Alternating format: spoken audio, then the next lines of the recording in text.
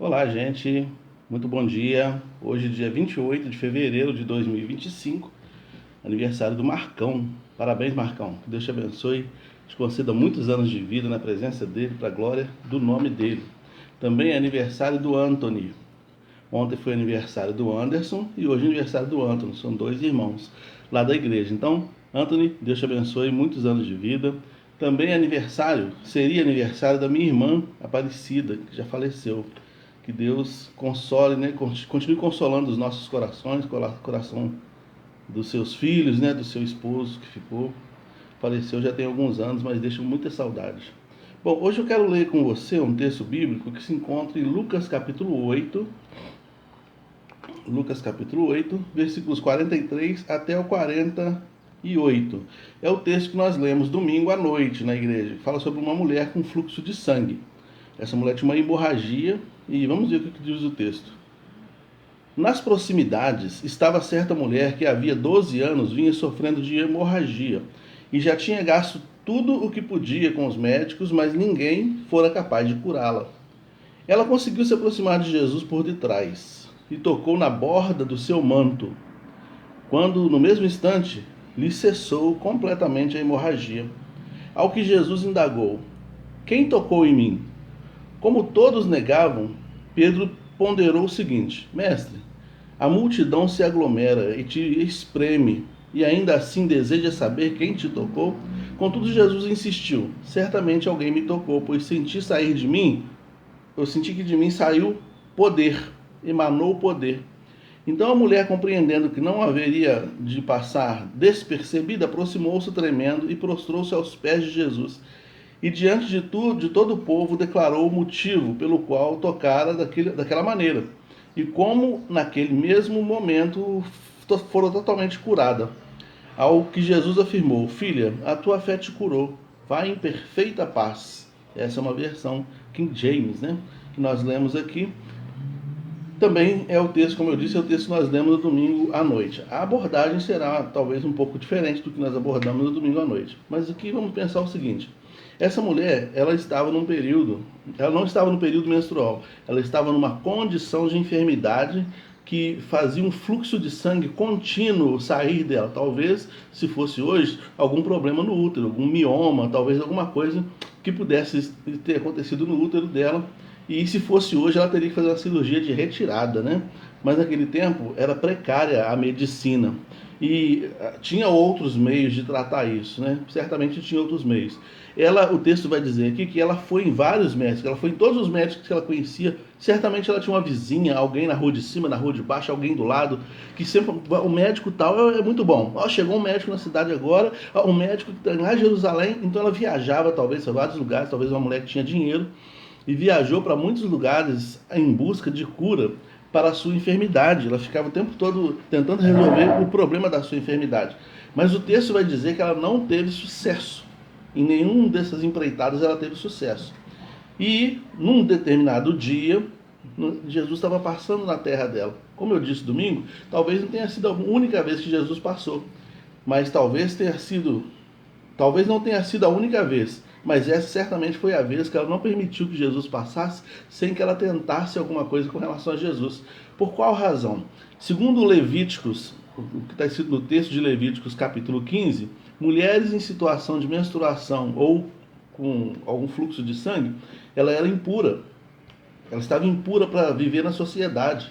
Ela tinha que ficar à parte. Mulher no período menstrual, por exemplo, tinha que ficar à parte. Ela não podia ficar dentro de casa, ela tinha que ficar fora de casa, por causa da impureza do sangue. Então, certamente essa mulher deve ter adiado alguns momentos de encontros com Jesus, e até com outros rabinos, alguns sacerdotes. Ela tem evitado esses encontros para não ser acusada de estar trazendo impureza para as questões rituais. Então ela se mantinha distante. Mas já tinha 12 anos que ela estava enfrentando isso, já tinha perdido todos os recursos, já tinha gasto todos os recursos dela na tentativa de resolver o problema, não tinha conseguido, e agora Jesus está ali, passando perto dela. E ela faz um esforço fora do comum para chegar até Jesus. Ela vai se rastejando. Talvez essa mulher estivesse sentada em algum lugar onde ela pudesse ficar sentada o tempo todo em algum lugar. onde veria Jesus passando. Mas nesse momento ela toma uma atitude, a atitude de se levantar e ir até Jesus, mas ela vai por baixo, né? Porque a multidão. E ela vai por baixo para tocar numa parte específica da vestimenta de Jesus, que também a Bíblia fala sobre essas franjas que eram colocadas para lembrar o mandamento de Deus, né? Assim como o sacerdote tinha no braço o mandamento de Deus escrito, na testa, no peito, também podia colocar umas franjas azuis na roupa, chamada, eu vou falar do jeito que eu entendo, tzitzit, mas tem gente que fala de outras, a pronúncia é diferente, porque a língua é outra. Tzitzit. Então a mulher tocou nesse ponto que significava a lei de Deus, e quando ela toca ali, então ela é curada. E aí Jesus faz com que essa mulher se apresente no meio de todo mundo, ele sabia que era ela, se apresente no meio de todo mundo e fale, dê testemunho dessa cura. A gente precisa dar testemunho daquilo que Deus fez na nossa vida. A gente precisa dar testemunho das coisas que Deus realizou na nossa vida. Assim que o sangue foi estancado, assim que ela tocou e teve o sangue estancado na vida dela, então ela tremendo, com medo, porque ela achou que naquele momento ela ia ser apedrejada porque trouxe impureza para o mestre, né? Mas ela se coloca ali e dá o testemunho de que, olha, eu 12 anos sofri, gastei dinheiro com o médico, fiz isso, nunca deu certo, mas eu quis tocar nele, eu sabia que dele ia sair um poder para me curar. E foi isso que eu fiz. Se quiserem me apedrejar, pode apedrejar, mas foi isso que eu fiz. Eu estava desesperado, querendo uma cura para minha vida. Nenhum médico sai nas ruas procurando doentes para curar, não é verdade? Nenhum médico faz isso. Nem Jesus fez isso. Todas as pessoas, todos nós somos doentes em alguma área. Tem pessoas que têm doenças físicas, muitas pessoas têm doenças emocionais, inclusive nesses dias, né? Muitas pessoas têm doenças espirituais. Nesses dias que eu falo é nessa era, né? Muitos de nós têm doenças emocionais, espirituais, né? E até doença física. Mas os médicos não vêm às nossas casas, os psicólogos não vêm às nossas casas, as pessoas não vêm até a gente para curar, é a gente que tem que ir. Quando a gente sente que tem uma necessidade, a gente tem que ir. Talvez você tenha algum tipo de enfermidade espiritual que precisa. Se você ainda não entregou seu coração para Jesus, você está enfermo espiritualmente, precisa de cura. Precisa tocar em Jesus. Como ela tocou naquilo que representava os mandamentos, precisa tocar nos mandamentos, precisa tocar na palavra, precisa receber a palavra na sua vida para que a cura espiritual aconteça. E juntamente com a cura espiritual, pode vir a cura emocional e também física, porque nós somos um contexto todo, né? Nós somos toda uma realidade não divorciada, né? Nosso corpo não está divorciado do nosso espírito, não está divorciado da nossa mente, não. Somos uma coisa só. Então, a cura de um pode gerar a cura dos outros toda a realidade da natureza humana. Mas precisa ir até Jesus, né? Assim como, e outra coisa que a gente observa, eu estava pensando sobre isso, assim como no hospital, muitas pessoas internadas e cada uma recebe uma atenção especial por causa da sua necessidade, assim também é Deus conosco, né? Cada um de nós que se aproxima de Deus, ele sabe onde vai tocar para resolver o problema. Ele sabe qual é a dosagem de remédio que vai ser dada, qual é a dosagem de palavra que vai ser dada. Tem palavras que a gente recebe da parte de Deus e ela vem como um bálsamo, cura a gente por dentro. Não é isso? Então, às vezes o pregador, ele fica 40 minutos, 45 minutos em média, pregando uma mensagem, e tanta coisa que ele fala ali, cada um que está ouvindo vai recebendo dentro da sua própria realidade. E as curas vão acontecendo de forma simultânea, de acordo com aquele interesse de Deus em realizar tais curas, né? Então, é preciso é preciso tocar em Jesus e é preciso deixar que ele te toque também, né? É preciso tocar na palavra e deixar que essa palavra também nos toque, né? Para que a cura em nós aconteça. Ela foi em vários médicos e ninguém resolveu, até que ela chegou no médico dos médicos, Jesus. Nós temos a oportunidade de ter acesso ao médico dos médicos, que é Jesus. É a palavra viva de Deus. E a gente pode receber da parte dele a cura que precisamos, né? Então, qual é a sua luta?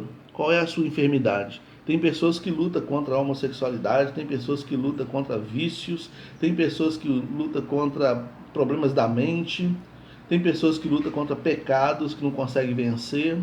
Então todo mundo que está na igreja, todo mundo que está indo até Jesus, está indo com uma demanda. E ele olha com um olhar de misericórdia para cada um, para oferecer a cada um a cura que cada um precisa. e ele vai oferecer a dosagem e o remédio de acordo com a necessidade de cada um de nós. Então vale a pena ir até Jesus, vale a pena permitir que ele te toque, vale a pena entender, e não só entender, mas agir em função desse entendimento de que ele é o médico dos médicos. Ele não está aqui, Jesus não está para dar uma palavra de autoajuda, como um coach faz. Jesus não está para dar uma palavra de psicólogo, porque ele não é um psicólogo, mas ele tem a cura eficaz para a vida humana, que parte do mais profundo do ser humano, que é o seu espírito. Essa mulher foi chamada de filha, ela recebeu a filiação de Jesus. Jesus falou assim: filha, vai tranquilo, que a tua fé te salvou. Salvou do apedrejamento, salvou da vergonha, salvou da impureza e salvou eternamente, porque ela acreditou que Jesus era quem ele disse que era. E todo aquele, a Bíblia diz assim, todo aquele que confessar com os lábios que Jesus é o Senhor da sua vida, esse será salvo. Está lá em Romanos 10, 9. Então, que Deus nos abençoe, que Deus te abençoe poderosamente, e que as curas que você precisa que seja feita na sua vida, seja um arranhão no joelho, um arranhão na alma, seja um braço quebrado, a cura que você precisar, que Deus realize para a glória do nome dele e para a bênção da sua vida. E quando isso acontecer, testemunha para os seus irmãos, fala para todo mundo: gente, eu fui curado, eu fui abençoado, eu fui visitado por Deus. Deus te abençoe, uma ótima sexta-feira aí, Carlinha, Sandra, Flávia, Karine, Pastor Gilberto, Ana Paula, minha sobrinha, né? Edson, meu irmão, Ednilson, meu irmão, Elisângela, minha irmã. Se você não sabe, eu tenho 2 irmãos e uma irmã. Então, que Deus abençoe a vida de cada um, os meus sobrinhos também que assistem a live e todos os demais que aí estão. Grande abraço, segunda-feira, 20 para as 8, se Deus assim permitir, a gente volta. Quer dizer, não sei, né? Vai ser segunda de carnaval. Vamos ver como é que está minha agenda para segunda-feira, para a semana que vem. Mas a gente se fala com certeza. Deus abençoe cada um.